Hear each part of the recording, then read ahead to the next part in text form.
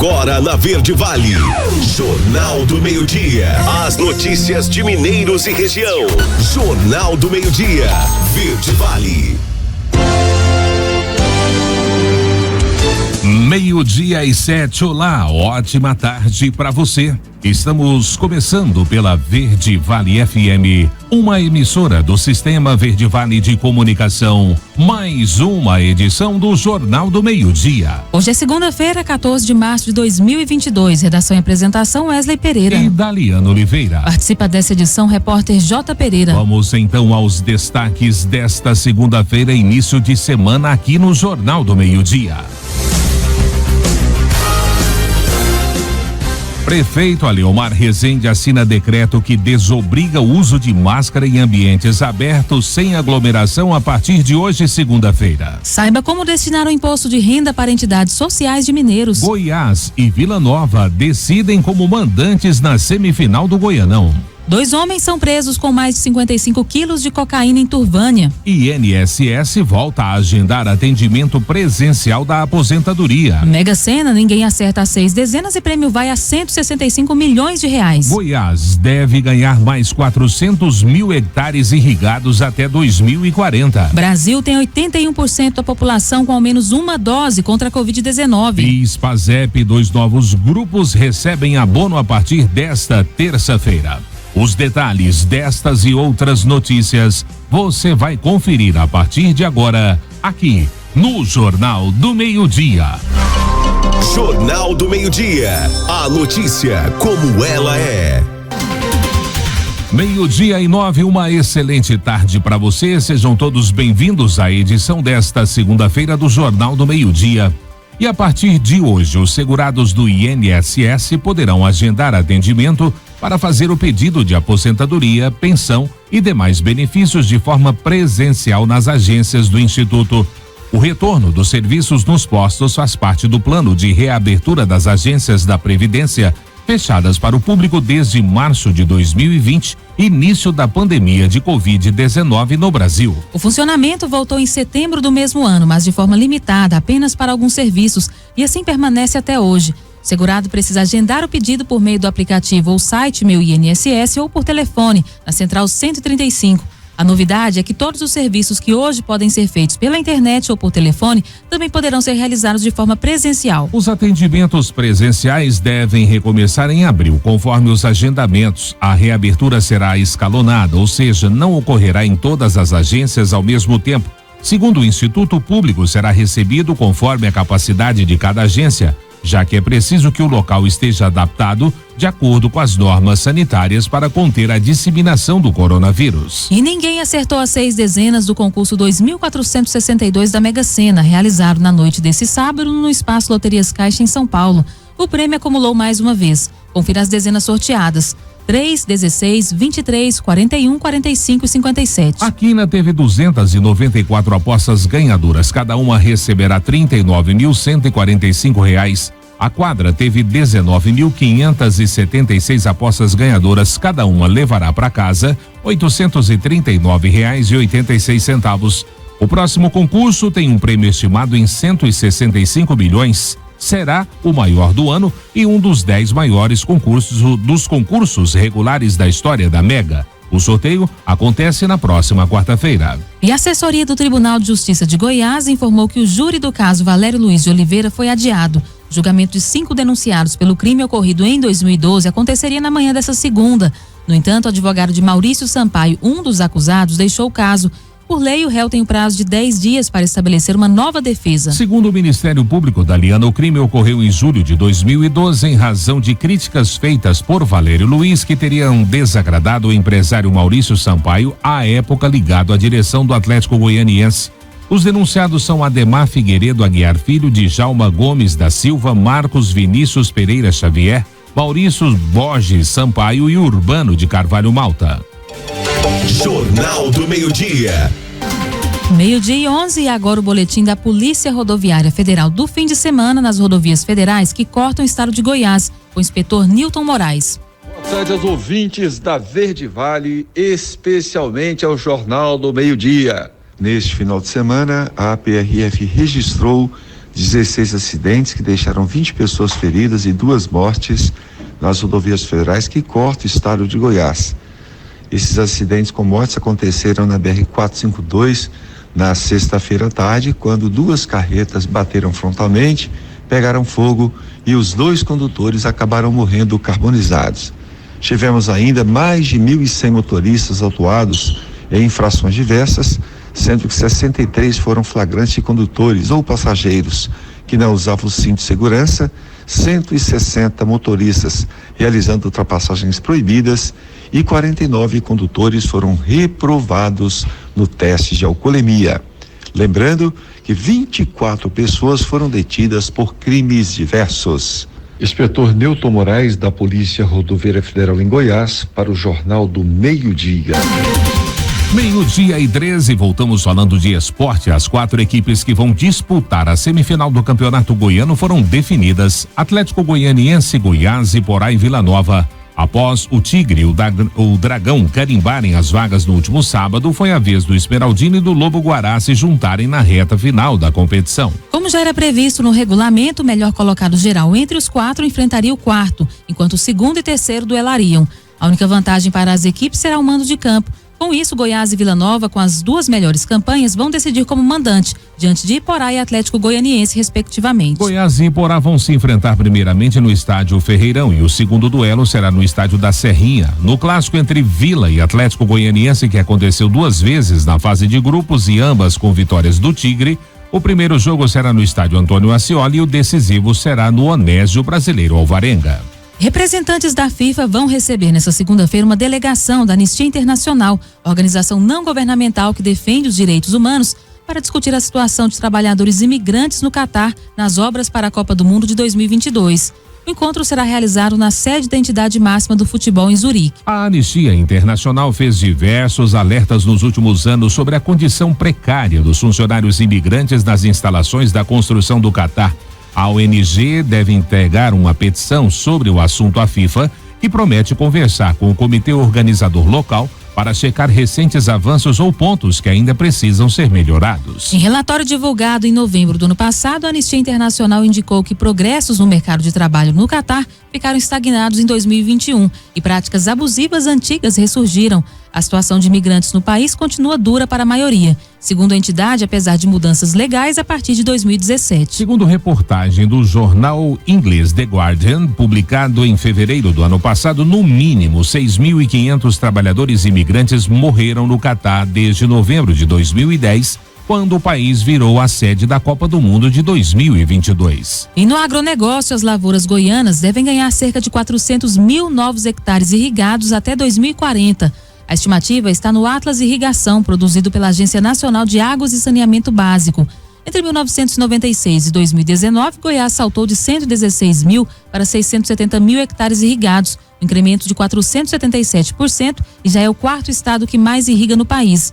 Na maior empresa de comercialização de pivôs da América Latina, o crescimento na procura pela tecnologia em Goiás é maior que a média nacional e a espera pelo equipamento pode chegar a 8 meses. De acordo com a ANA, a irrigação eleva a produtividade, melhora a qualidade dos produtos, reduz custos, atenua os impactos da variação climática e otimiza o uso de insumos e equipamentos.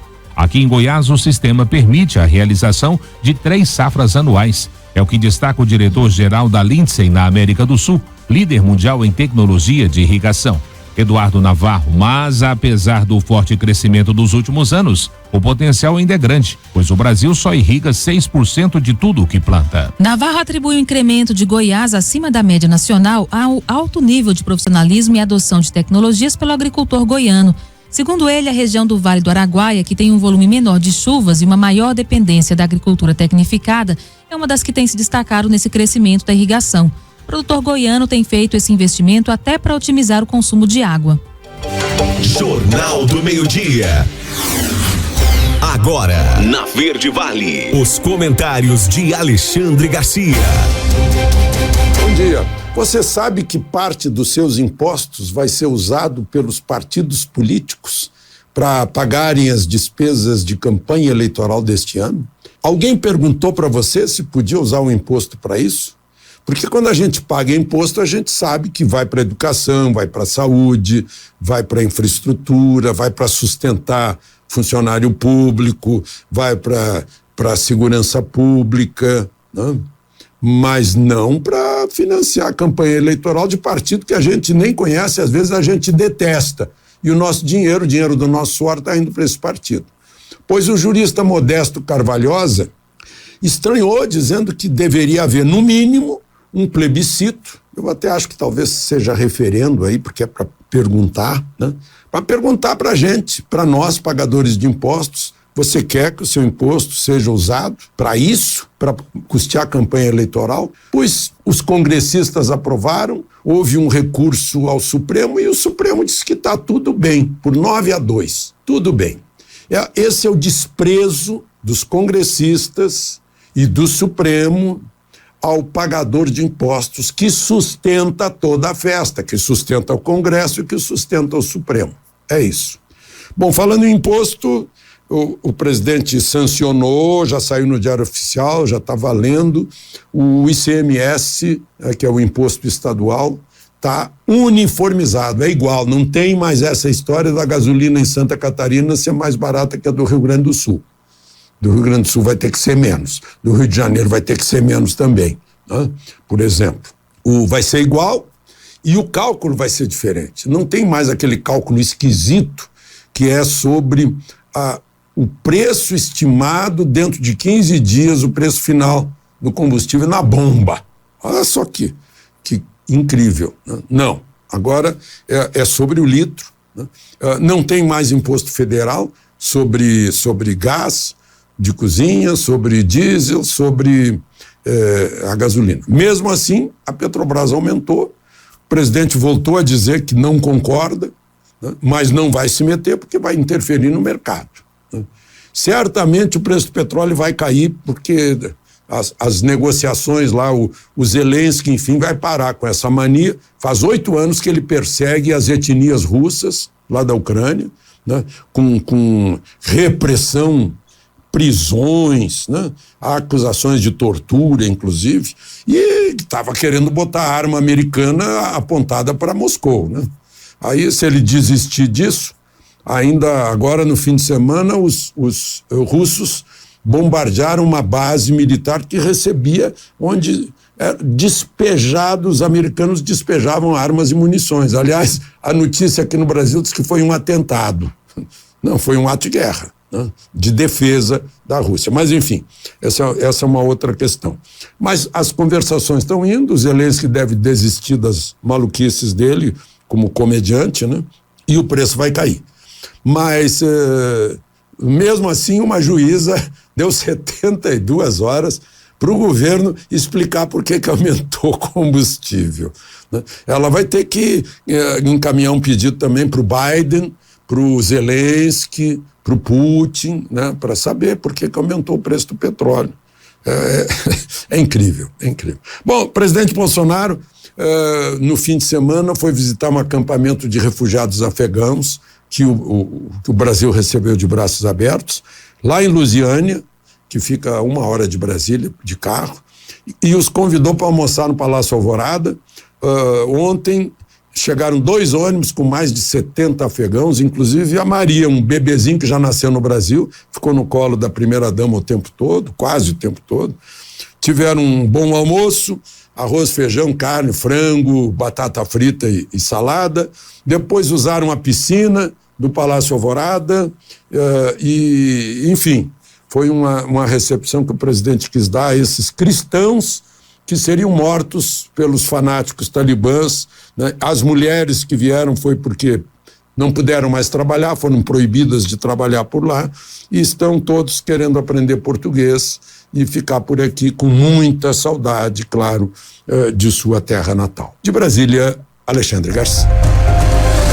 Você ouviu os comentários de Alexandre Garcia. Oferecimento O Centro de Diagnósticos de Mineiros tem realizado grandes investimentos em modernização, garantindo alta tecnologia em imagem, com equipamentos de última geração para sua maior segurança e tranquilidade. Corpo clínico altamente especializado. No Centro de Diagnósticos, você conta com tomografia computadorizada, ressonância magnética de alto campo, mamografia 100% digital, densitometria óssea e Doppler fluxometria. Centro de Diagnósticos de Mineiros, sempre prezando excelência em atendimento e qualidade técnica. Agende seu horário 64 3661 1799 ou pelo WhatsApp 64 99951 9680. Acesse o nosso site www.cdmineiros.com.br. 12:22, primeiro intervalo do Jornal do Meio-Dia desta segunda-feira e já vamos destacar para você PIS/PASEP. 2 novos grupos recebem abono a partir desta terça-feira. Saiba como destinar o imposto de renda para entidades sociais de Mineiros. Prefeita Leomar Rezende assinou o decreto que desobriga o uso de máscaras em ambientes abertos sem aglomeração a partir de hoje, segunda-feira. Os detalhes você vai saber já aqui no Jornal do Meio-Dia. Jornal do Meio-Dia. 12:25, já estamos de volta com o Jornal do Meio-Dia. E nesta terça-feira começa a ser liberada mais uma rodada de pagamentos do abono salarial. Ao todo, o mês de março terá 10 liberações que devem ocorrer para trabalhadores da iniciativa privada e servidores públicos. Trabalhadores registrados no PIS, nascidos no mês de julho, os funcionários públicos com final de registro no PASEP 6 poderão sacar o seu benefício já no dia 15 na Caixa Econômica Federal e no Banco do Brasil, respectivamente. O valor da liana pode chegar a um salário mínimo, R$ 1.212 para quem trabalhou registrado nos 12 meses de 2020. O menor valor para quem trabalhou 30 dias é de R$ 101. Até o dia 31 de março, todos os saques estarão liberados. Confira agora a tabela de pagamentos para o mês de março. Referente ao pagamento do PIS para os nascidos em julho, os saques serão liberados a partir de 15 de março.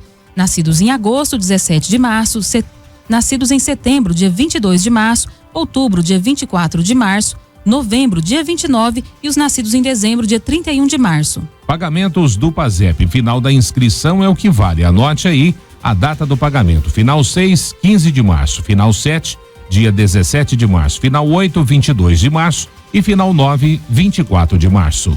E a Polícia Rodoviária Federal, em parceria com a Polícia Militar, prendeu 2 suspeitos de tráfico de drogas com mais de 55 quilos de pasta base de cocaína na tarde desse domingo, em Turvânia, a cerca de 100 quilômetros de Goiânia. Segundo informações da PRF, 2 homens, sendo um de 40 anos e o outro de 30, transportavam a droga de Vilhena, em Rondônia, para Bela Vista de Goiás em uma picape. Os 2 suspeitos foram abordados na rodovia GO 060, na altura do quilômetro 52 em Turvânia. A droga estava oculta sobre o protetor de caçamba do veículo. A polícia estima que o valor da droga pode chegar a 6,6 milhões de reais. Os homens foram conduzidos para a Delegacia de Polícia Civil de Trindade. Jornal do Meio-Dia. Prazo de inscrições para o programa CNH Social, pelo qual a pessoa pode tirar a carteira de habilitação, com tudo pago pelo governo de Goiás, termina hoje, segunda-feira. Vamos conferir os detalhes desta matéria de Juliana Carnevale. O governo de Goiás, por meio do Detran, está com inscrições abertas para o programa CNH Social até esta segunda-feira, dia 14. Nesta etapa, estão sendo oferecidas 11.010 vagas para quem deseja obter, mudar ou adicionar categoria da habilitação gratuitamente. As inscrições devem ser feitas exclusivamente pelo site www.detran.go.gov.br. Os interessados devem cumprir os critérios estabelecidos pelo programa: ter cadastro único nos programas sociais, o CAD único ativo há pelo menos 6 meses, ter idade igual ou superior a 18 anos e saber ler e escrever. Para se inscrever, basta acessar o site detran.go.gov.br, clicar na aba CNH Social e preencher o formulário. Os contemplados recebem isenção de taxas do Detran, exame médico e psicológico. Por meio de parcerias com centros de formação de condutores, são oferecidos ainda o curso teórico de legislação de trânsito, as aulas práticas de direção e até 3 retestes gratuitos. Cada pessoa poderá se candidatar em apenas uma das modalidades do programa, dividido em estudantil, urbana e rural. Os candidatos não podem ter praticado nos últimos 12 meses que antecedem a inscrição infração de trânsito de natureza gravíssima, grave ou ser reincidente em média. De Goiânia, Juliana Carnevale. E no esporte, novidade na escalação do Corinthians. Gustavo Mosquito teve uma grande atuação e ajudou o time a vencer a Ponte Preta por 5-0 nesse sábado, na Neoquímica Arena, em São Paulo. Ele entrou no time no lugar de Juliano e foi fundamental para garantir os 3 pontos para sua equipe pela 11ª rodada do Campeonato Paulista. O placar foi péssimo para a Ponte, que está em situação delicada na zona de rebaixamento. O resultado dá moral para o Corinthians disputar o clássico de quarta-feira contra o Palmeiras em partida atrasada da 6ª rodada. Do outro lado, a Ponte vai para a última rodada contra o Ituano fazendo contas. Precisa vencer e torcer por uma combinação de resultados para se livrar da degola. E o Atlético Mineiro sofreu com o calor, com gramado irregular e com o adversário aguerrido, mas venceu o Democrata por 1-0 nesse sábado à tarde no estádio Mamudão, em Governador Valadares, pela 10ª rodada do Campeonato Mineiro.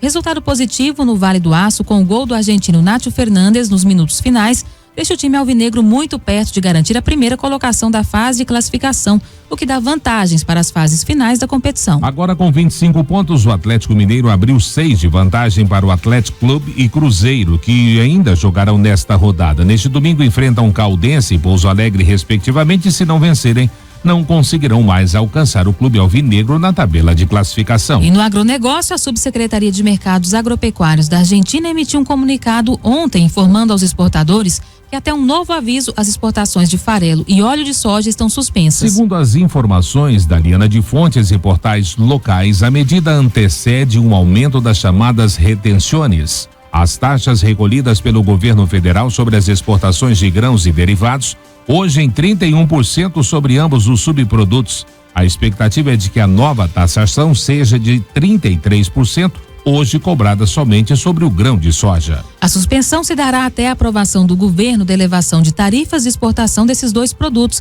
que até então era de 31%. O governo deve elevar a tarifa para 33%, a alíquota hoje cobrada sobre o grão da soja. É o que explica o time da Agriinvest Commodities. E o prefeito Aleomar Rezende assinou um decreto que desobriga o uso de máscara em ambientes abertos sem aglomeração. O decreto altera o 392/21.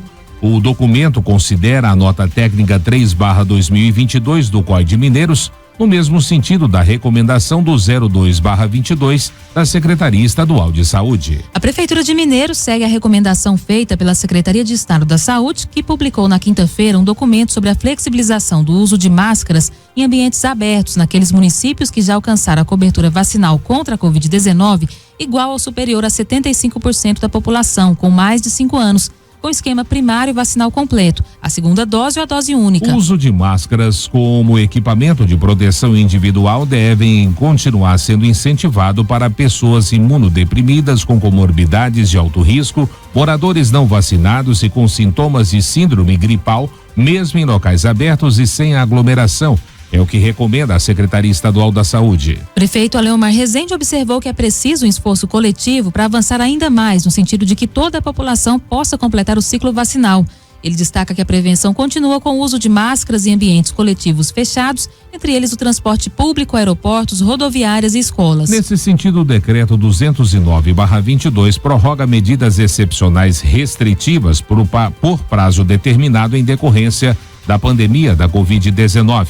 O documento considera a tendência de decréscimo nos casos de infecções decorrentes da Covid nas últimas semanas, conforme boletim epidemiológico do dia 10 de março.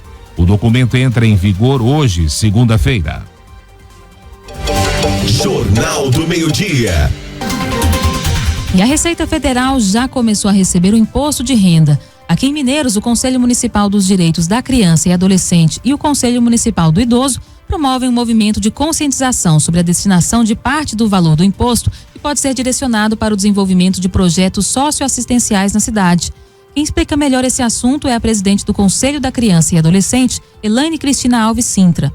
A todos os munícipes eu quero convidar, e também convocar que vocês façam a destinação de 3% do seu imposto para o fundo da criança e do adolescente e 3% para o fundo da pessoa idosa. Para fazer isso, vocês vão fazer a declaração completa, na modalidade completa. Só esta permite esse tipo de destinação.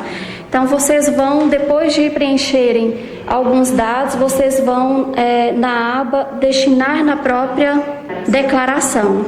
Aí vocês vão escolher o estado e o município o estado de Goiás, o município de Mineiros, e vocês farão as duas destinações de forma separada, o que vai gerar uma DARF para cada um dos fundos. Essas DARFs precisam ser pagas até o dia 29 de abril para que os fundos possam receber esses valores. Essa destinação ela será utilizada para as crianças e adolescentes, e os idosos, para cofinanciamento de projetos das instituições que também atendem esses públicos. Não vai ter nenhum custo para nós, que somos pessoas físicas e precisamos fazer a nossa declaração anual. O que vai acontecer é que, ao invés de destinar todo o valor para o governo federal, 3% ficará para o fundo da criança e do adolescente e 3% para o fundo do idoso no município de Mineiros. Esses valores, eles não ficam para a prefeitura. Temos esse conselho, tanto da criança quanto do idoso.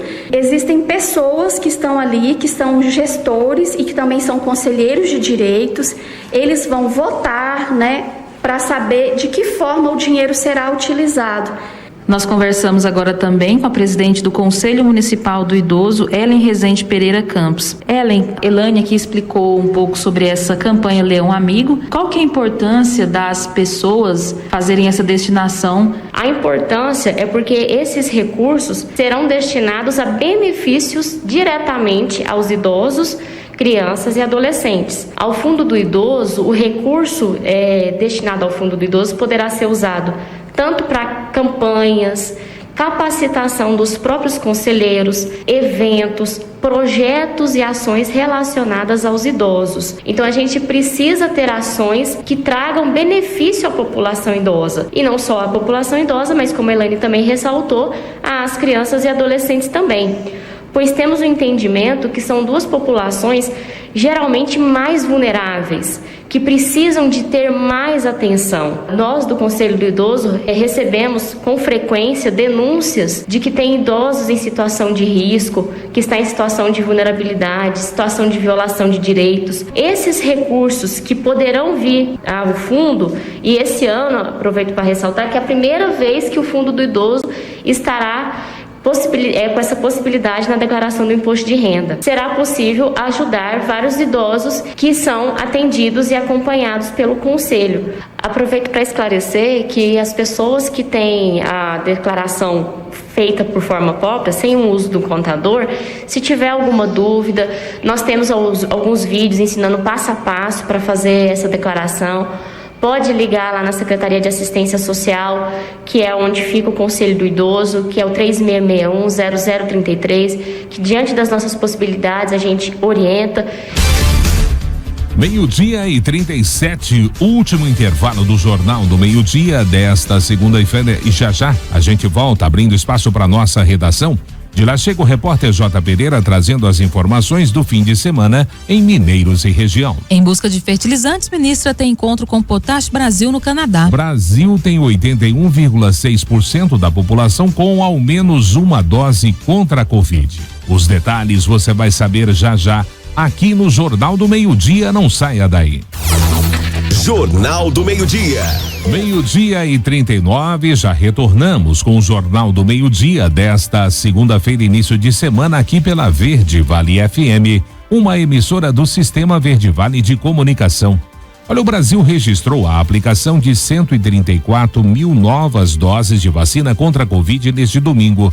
Com isso, o número de pessoas que receberam ao menos a primeira dose do imunizante anti-Covid chegou a 175.373.899, o que corresponde a 81,63% da população. Com 2 doses ou a dose única, são 157,63 milhões de habitantes do país, o equivalente a 73% do total. Os dados são reunidos pelo consórcio de veículos de imprensa junto às secretarias de 26 estados e do Distrito Federal. Ao todo, 69,24 milhões de pessoas foram vacinadas com a terceira dose. Podem tomar o reforço pessoas que receberam a segunda dose há ao menos 4 meses. Não há informações, porém, sobre quantas pessoas já estariam aptas a receber essa aplicação e que ainda não buscaram os postos. Segundo dados reunidos pelo consórcio, mais de 10 milhões de crianças de 5 a 11 anos já tomaram a primeira dose da vacina contra a Covid-19. O número de crianças totalmente imunizadas é de 793 mil. Nas últimas 24 horas foram administradas no país 43.070 primeiras doses, 1.061 injeções únicas e 144.224 vacinas de reforço. O número de segunda doses foi negativo devido à correção de dados. E com a ambição de assumir o principal posto na Assembleia Legislativa de Goiás, o atual vice-presidente primeiro da linha de sucessão, Henrique Arantes, tem acompanhado a iminente indicação do atual presidente da Alego, Lissauer Vieira, para o Tribunal de Contas do Estado. Apoiado pelos demais parlamentares, haveria clima na casa para uma mudança sem sobressaltos. Apesar disso, Arantes tem adotado uma postura reservada sobre o assunto. Independente da decisão de Lissauer se ficará no Legislativo ou será conselheiro, é certo que Henrique respeitará e não irá influenciar na escolha. Lissauer pode desistir de concorrer a uma das 17 cadeiras de Goiás na Câmara dos Deputados em Brasília para assumir no Tribunal de Contas a vaga que atualmente é ocupada por Sebastião TJ, pai do vice-governador Lincoln TJ. O movimento levaria Henrique, que é filho do ex-deputado federal Jovair Arantes, para a presidência da Alego. Jornal do Meio-Dia. 12:42. Usuários do IPASGO que farão a declaração do imposto de renda precisam verificar CPF cadastrado no sistema da autarquia, pois quase 50 mil estão com o documento invalidado no sistema do governo goiano. A matéria é com Osana Alves. Cerca de 49 mil usuários do IPASGO estão com CPF inválido no sistema da autarquia. Levantamento revela que a ampla maioria desse grupo é formada por dependentes de titulares do IPASGO que deixou de atualizar os seus dados e que agora precisa regularizar o número do CPF. Além de disponibilizar os dados adequados ao Instituto, a medida tem o objetivo de garantir a conclusão correta da declaração do Imposto de Renda 2022, referente ao ano base de 2021 dos beneficiários. Os titulares e dependentes do IPASGO que vão acertar as contas com o Leão devem acessar o sistema do Instituto para verificar se o CPF cadastrado está correto ou não. Para isso, o IPASGO criou uma área exclusiva dentro do portal do usuário, disponível no site do Instituto, onde o beneficiário fará a verificação do CPF. No mesmo espaço, ele conseguirá fazer a atualização dos dados, caso haja alguma irregularidade. Para ter acesso à plataforma, o interessario terá de informar a matrícula e a senha de acesso. Além dessa alternativa, o Instituto também disponibilizou outros 2 canais para regularização e orientação aos usuários. O atendimento ocorrerá pelo telefone 0800 62 19 19 nas 17 regionais do IPASGO, também nos 36 postos administrativos, além das 71 unidades do VaptVupt que prestam auxílio aos beneficiários. De Goiânia, Osana Alves. Voltando ao esporte, uma das principais metrópoles do país e palco frequente das principais categorias de automobilismo, Goiânia está perto de alcançar um grande marco na Stock Car. Presente no calendário da principal categoria do automobilismo na América Latina desde a primeira temporada, em 1979, o Autódromo Internacional Ayrton Senna vai se tornar o segundo que mais recebeu corridas na história da competição, no próximo dia 20 de março, data da segunda etapa da temporada 2022. Com a presença de público pela primeira vez desde o início da pandemia há 2 anos, Goiânia vai sediar a sua 70ª prova. Nesse momento, a capital goiana está empatada com o recém-demolido Autódromo Internacional de Curitiba, que também sediou 68 largadas em sua história na Stock Car.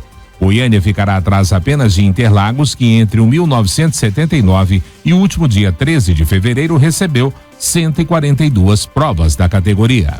E no agronegócio, a ministra da Agricultura brasileira, Tereza Cristina, teve encontro ontem com representantes da Companhia de Fertilizantes Potash Brasil, como parte do primeiro compromisso da missão oficial ao Canadá, que visa garantir ofertas do insumo em meio à guerra na Ucrânia. Para que o nosso país continue aumentando a oferta de alimentos e contribuindo com a segurança alimentar mundial, precisaremos de fertilizantes potássicos, é o que afirmou a ministra em publicação no Twitter na noite de ontem. A Potash Brasil é a empresa do investidor canadense Stan Bright, que busca desenvolver a maior mina de potássio da América Latina na Amazônia em um esforço para reduzir a dependência de agricultores brasileiros das dispendiosas importações de fertilizantes. Segundo a ministra, a missão no Canadá tem o objetivo de assegurar os níveis atuais de compra do Brasil, mas também expandi-las. Podemos e devemos reforçar nossos laços e fortalecer parcerias de longo prazo. Isso significa, na prática, alimentos em quantidade e qualidade a preços acessíveis na mesa de todos, é o que acrescentou a ministra. Jornal do Meio-Dia. 12:45, vamos direto para nossa redação. De lá chega o repórter J. Pereira, trazendo as informações do fim de semana em Mineiros e região. O fim de semana bastante movimentado aqui em nossa cidade. Nós tivemos registrado em nossa Mineiros, infelizmente, mais um homicídio. Este fora registrado na Avenida 3, em um local de uso compartilhado do chamado narguile. Aliás, esse local constantemente vem acontecendo confusões. Nós já tivemos ameaças a pessoas que trabalham no Poder Judiciário quando lá foram fiscalizar a presença de menores nesse local. Nós já tivemos também uma tentativa de homicídio, onde um homem teria chegado em uma motocicleta e tentado disparar contra um outro, mas a arma falhou. Posteriormente ele fugiu do local. O motivo seria uma briga entre facções rivais. E agora nós tivemos esse homicídio, onde a vítima teria chegado ao local e perguntado sobre uma briga que havia acontecido anteriormente. Uma das pessoas que lá estava, o suspeito, de ter cometido esse crime, foi até o carro, pegou uma faca e começou do nada a desferir golpes contra a vítima, que chegou a ser socorrida, mas não resistiu aos ferimentos. Posterior a isso, a Polícia Militar foi acionada, colheu alguns dados, inclusive dos suspeitos de terem participado dessa confusão, porque além desse homicídio, uma outra pessoa também foi agredida. A polícia foi até a residência desse suspeito, ele tentou fugir, pulando cercas e telhados de residências vizinhas, mas foi capturado pelos policiais. A arma utilizada no crime foi encontrada aos fundos do quintal, enterrada aí no quintal lá, tentando disfarçar ou retirar o sangue da vítima desta faca. Ele foi encaminhado à delegacia de polícia e lá confessou o crime, dizendo que não estava sequer arrependido de ter dado os golpes de faca na vítima. Ele foi encaminhado para a agência prisional, onde se encontra detido à disposição da justiça. Detalhe é que ele havia saído da cadeia dias atrás por uma tentativa de homicídio. A vida dele já é bastante tumultuada desde a sua infância. Quando ainda menor, ele foi apreendido após ter assaltado uma idosa ali na Avenida 3. Além deste crime de homicídio, ainda tivemos registrados aqui em nossa cidade diversas outras ocorrências de estelionato, nessas ocorrências que chamaram bastante atenção também, devido ao foco dessas pessoas estarem sendo agora no final de semana, quando a pessoa está ali tranquila, despercebida e acaba recebendo alguma mensagem no WhatsApp, ofertas de emprego, enfim, acabam clicando aí neste link, onde posterior descobre-se tratar-se de golpe. Então, muita atenção. Além disso, tivemos também um roubo registrado na Praça Deputado José Alves de Assis. A vítima estava por ali tranquilamente quando foi abordada por um indivíduo de posse de uma peixeira. Este anunciou o assalto, pedindo aí para que ele passasse todo o dinheiro que ele tinha e também que fizesse um Pix. Passou uma chave Pix, o número de um celular. A polícia colheu todas essas informações e pediu para a vítima também procurar a Polícia Civil para tentar investigar este caso. Bom, hoje, segunda-feira, dia 14 de março, começa a valer alterações no decreto municipal, acompanhando também o decreto estadual. Fica alterada alguns parágrafos, do decreto. Esse é o decreto número 209 de 11 de março de 2022. Vamos então às principais alterações desse novo decreto que começa a valer a partir de hoje. Organizações religiosas, elas poderão realizar cultos, celebrações e reuniões coletivas com observância de intervalo entre as reuniões para fins de limpeza do templo. Ou seja, anteriormente tinha intervalo de 1 ou 2 horas, agora somente para a limpeza do templo. Limpou, já pode utilizar novamente. Supermercados, mercearias, minibox, congêneres poderão funcionar nos termos da lei municipal e previsão no alvará de funcionamento, ou seja, deve obedecer o seu alvará, não tendo mais limitação de horários. Já para os bares, restaurantes, churrascarias, lanchonetes, boliches, açaiterias, pastelarias, panificadoras, pizzarias, sorveterias, sanduicherias, tabacarias, espetinhos e também distribuidoras de bebida poderão funcionar com a sua capacidade máxima de lotação nos horários previstos na lei municipal, ou seja, até 1 da manhã de domingo a quinta e até às 4 da manhã sexta e sábado. Clubes recreativos, parques aquáticos, campos de futebol, quadras poliesportivas poderão funcionar no período das 6 da manhã até a meia-noite e é permitida agora a presença de espectadores. Academias e crossfit deverão fechar à meia-noite, permitido o funcionamento com uma capacidade máxima de lotação conforme o alvará de cada estabelecimento. A praça de alimentação de lojas do shopping center e cinema poderão funcionar, devendo encerrar as suas atividades até a meia-noite. Eventos esportivos poderão receber espectadores, observando a capacidade de lotação do espaço destinado ao público em conformidade com a nota técnica do COI, tá? Deve receber público, mas observando a capacidade máxima aí do local, não excedendo, tá? E fica alterado o artigo 3º do decreto 392, ainda de 2021, que passa a vigorar com a seguinte redação: artigo 3º, sem prejuízo das recomendações profiláticas e de cuidados individuais expedidos pelas autoridades públicas, ou seja, sem deixar de tomar todos os cuidados de higienização das mãos e tudo mais, a obrigatoriedade do uso das máscaras de proteção facial fica restrita agora a ambientes fechados de uso coletivo. O que seria esse ambiente fechado? Essa é uma das grandes dúvidas. De acordo com o artigo 2º do inciso 1º, a definição recinto fechado abrange locais públicos ou privados com acesso de várias pessoas, total ou parcialmente fechado em um de seus lados, seja por parede, divisória, teto, toldo ou telhado, tá? Isso é que é um local fechado, beleza? Então você deve utilizar máscaras somente em locais fechados. Supermercados, padarias, ambientes, comércio em geral, você deve utilizar máscara. Para andar na rua, estádios de futebol, locais abertos, você não precisa utilizar a máscara de acordo com este novo decreto, tá certo? Estas são as alterações nesse decreto que entra em vigor a partir de hoje aqui na cidade de Mineiros. Eram estas as informações de hoje da redação J. Pereira.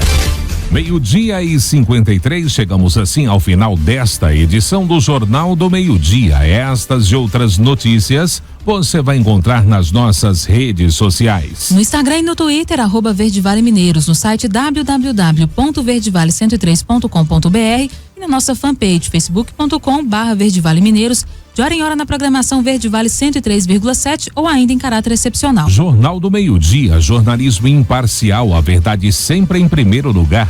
Vem aí na programação Verde Vale, o programa Show da Tarde com Sérgio Demarco.